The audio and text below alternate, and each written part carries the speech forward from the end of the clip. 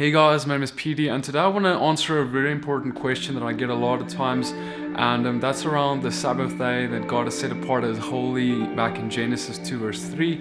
And the question really is, my pastor tells me that every day is now the Sabbath. We can have Sabbath any day we want.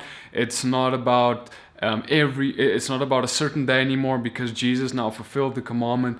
And so now I can just be like, man, I can just kind of rest in Him every single day. Okay, so guys, the biggest passage where people usually get this from is from Hebrews 3 to 4. And I want us to go right now and go to Hebrews 3 to 4. We're going to establish what the truth is right now and see, because I want you to walk in all of God's blessings, and I want you to inherit them. But you cannot inherit them if you're in disobedience or sin. So we need to understand, okay, well, sin is the transgression of the law of God. The very definition of sin, according to John, is that sin is the transgression of the law. So we need to establish right now, is transgressing the seventh day, Saturday Sabbath, a sin? I'm just going to read from the end of Hebrews 3 into Hebrews 4. But with whom was He, God, grieved 40 years? Was it not with them that had sinned, whose carcasses fell in the wilderness? And now he's speaking about the Exodus there. And to whom sware He that they should not enter into His rest, but to them that believed not? So we see that they could not enter in because of unbelief. So now we're reading about the writer of Hebrews saying that there was an issue where those who were in Egypt, if you know the story of the Exodus, you'll know that there's time and again, people fell by God's wrath because they failed to enter into the seventh day rest that He established as holy. And so he's saying there that they failed to enter into His rest because of their unbelief, because they did not believe in God, or they did not believe that God is going to come through for them. Because see, friend, let me just tell you, I've been keeping the Sabbath for a while now, and the most amazing thing is that it builds faith. It builds faith in our hearts when we keep it, because we're now forced to trust on God. Just like the Israelites trusted on God for the manna and the Exodus, we trust God for our manna as well. We trust God that we're going to cease from our labors, and now so in that He's going to provide for us. We're going to rest. We're going to rest in Him. We're going to rest in the finished work of Yeshua. We're going to grow in Him, but we're not going to labor. We're going to work. We're going to turn all that off, and we're going to actually trust Him that He's going to be with us. So if you have any unbelief, man, keeping the Sabbath is a hard thing. It's a very hard thing, and quite an impossible thing, actually, because unbelief is absolutely an enmity against God and against keeping His instructions, right? So Hebrews 4, let us therefore fear, lest a promise being left us of entering into His rest, any of you should seem to come short of it. For unto us was the gospel preached as well as unto them, but the word preached did not profit them, not being mixed with faith in them that heard it. For we which have believed do enter into the rest, as He said, as I have sworn on my wrath, if they shall enter into my rest, although the works were finished from the foundation of the world. For He spake in a certain place of the seventh day on this wise. Where? In Genesis 2 verse 3, and we at the foundation of the world, when everything was created, He created something with it. He created a certain day which He declared as holy. He said, this is the seventh day, the Sabbath day I declared holy and set apart as different from the rest of the days. And so here we read on then, for He spake in a certain place of the seventh day on this wise. And God did rest the seventh day from all His works, and in this place again, if they shall enter into my rest. And what he's talking about is, if you enter into my rest. We read this in Isaiah a lot, where Isaiah is actually saying, if you do this, if you keep my instruction, if you keep the Sabbath, and he's actually speaking specifically about the Sabbath, if you do it, I will make you rise on the heights of the nations. And he goes on, and with all the blessings that comes with this promise. So that's what he's talking about there. And in this place again, if they shall enter into my rest. Seeing therefore it remains that some must enter therein, and they to whom it was first preached enter not because of unbelief. The guys in the Exodus. Again, He limits a certain day. Guys, listen to this. Again, He limits a certain day, saying in David, in the Psalms, today, after so long a time, as it is said, today, if you will hear His voice, harden not your hearts. For if Jesus had given them rest, then would he not afterward have spoken of another day? So guys, he's saying that if Jesus gave them rest, if Jesus is the one who gives rest, and that's it, there's nothing else, no other day, then God wouldn't have said that there should be another day. But God did say, he said even in creation. And remember, guys, remember that Jesus was, before the foundation of this earth was laid, Jesus was there. The Word was with God. The Word was God. He was there in the beginning. So Jesus was there when the Sabbath was created. So now he's saying, if Jesus is the only rest thing there is, why would God have given them a commandment, the fourth commandment out of our 10 commandments, to say, you will rest from your labors, you will not do any works?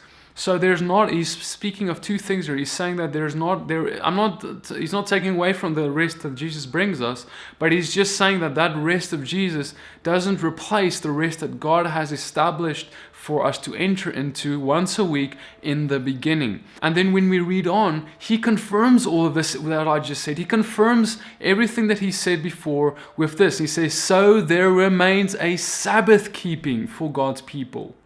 The Sabbath, the definition of Sabbath, we need to establish. It's the seventh day rest that God gave in the beginning. You know, there's a hermeneutical law in the scriptures. If you want to study the scriptures, understand the scriptures, you take the first definition that God gives to something and you apply it to the rest of scripture. You can't go and change the definition halfway through. God will not even do that. What God does is he gives us a definition. He says the Sabbath, it means this specific day. And so now that, whenever we read the word Sabbath, that's what he refers to. Okay?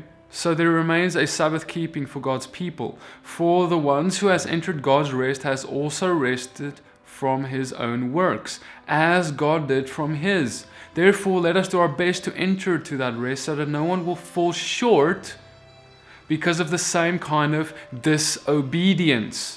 See, the word of God is alive. It's at work and sharper than any double-edged sword. It cuts right through where soul meets spirit and joint meets marrow. It's quick to judge the inner reflection attitudes of the heart. So he's saying that just like God rested from his works, you shall do that. You shall rest from yours. And how did God rest from his works? Let's ask the question, how did he? If we go to Genesis, we will read that God worked. For the 6 days he labored, but on the 7th day God rested from his works. And in the same way, the writer of Hebrews says, in that way you will also enter into the rest. And guys, I want to tell you that a lot of people, they say, you know what, every day is the Sabbath, but when you look at their life, there's no way that they're resting every single day. But because for you to keep the Sabbath, you need to rest from your labors. You need to physically go and rest. You need to physically stop working. And rest in the finished work of the cross, rest in what he's done for you. But part of that is physically stopping, because that's what satisfies the instruction of God. And see, we cannot, and when you look at people who say, oh, every day is the Sabbath, man, they're not resting. They work every day and they never rest. And they're actually falling into this kind of disobedience that the writer of Hebrews here is speaking about. He's saying that let's strive to enter into that rest as God has rested from his works, so that we don't fall into the same kind of disobedience. To what? To the instructions of the Father. It's plain disregard for the law of God to just be like, I don't need to do it anymore. Jesus died my rest, he fulfilled it. You know what fulfill means? It means Jesus filled it up. He gave it fullness of meaning. That's what it means. Doesn't mean he did it so we don't have to. Doesn't mean he did it to abolish it. He says in Matthew 5:17, I've not come to abolish the law. I came to complete it, to fulfill it, to bring it to its full meaning. And then he says, whoever teaches or does not do the least of these commandments, the least of these. And I don't think the Sabbath is one of the least, because it's one of the top 4. But anyway, he says if you teach or don't teach or don't do the least of these, you'll be called least in the kingdom of heaven. And he says not one of the least of these will pass away until heaven and earth passes away. Guys, it's not passed away yet. Sabbath is still there, and I'm so sorry, guys, if your church or pastor told you otherwise.